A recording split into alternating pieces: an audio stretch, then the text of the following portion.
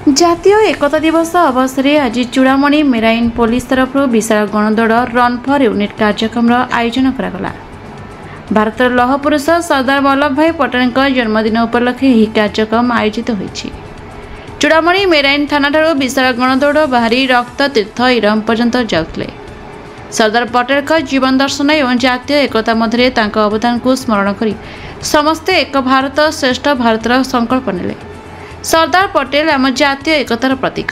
ତାଙ୍କ ଜନ୍ମଦିନରେ ଏହି ଅଭିଯାନ ଆମକୁ ଏକତା ଏବଂ ଦେଶ ପ୍ରେମର ପ୍ରେରଣା ଦେଉଛି। ସର୍ଦ୍ଦାର ପଟେଲଙ୍କ ଆଦର୍ଶ ଆଜି ବି ଦେଶବାସୀଙ୍କ ମନରେ ଜାଗୃତ କରୁଛି ଜାତୀୟ ଏକତାର ନୂତନ ସଂକଳ୍ପ। ଏଥିରେ ଯୋଗଦାନ କରିଥିଲେ ଚୂଡ଼ାମଣି ସାମୁଦ୍ରିକ ଥାନା ଅଧିକାରିଣୀ ଶ୍ରୀମତୀ ବନାନୀ ବେହେରା, ସମାଜସେବୀ ସୁତ ଗଗନ ବିହାରୀ ସେଠୀ, ଚୂଡ଼ାମଣି ସାମୁଦ୍ରିକ ଥାନାର ଏଏସ୍ଆଇ ପରମାନ୍ଦ ସାମଲ, ପଞ୍ଚାନ ମିଶ୍ର, ସୁଭାଷ ରାଉତ, ଶ୍ରୀକାନ୍ତ ମଲ୍ଲିକ, ବିଜୟ ମଲ୍ଲିକ, ସୂର୍ଯ୍ୟକାନ୍ତ ମଲ୍ଲିକ, ମୀନକେତନ ସେଠୀ, କୃତିବାସ ମଲ୍ଲିକ, ସଞ୍ଜୟ ମାନସ, ରେଖା, ପ୍ରଶାନ୍ତ, ମନ୍ଦାକିନୀ, ରାଜଶ୍ରୀଙ୍କ ସମେତ ଚୂଡ଼ାମଣି ଅଞ୍ଚଳର ଛାତ୍ର ଏବଂ ଯୁବକମାନେ ଉପସ୍ଥିତ ଥିଲେ। ଭଦ୍ରକରୁ ଶେଖ୍ ସୈୟଦ କାଦିରଙ୍କ ରିପୋର୍ଟ, ଦ ରିପବ୍ଲିକ ଓଡ଼ିଶା 24 ନ୍ୟୁଜ୍।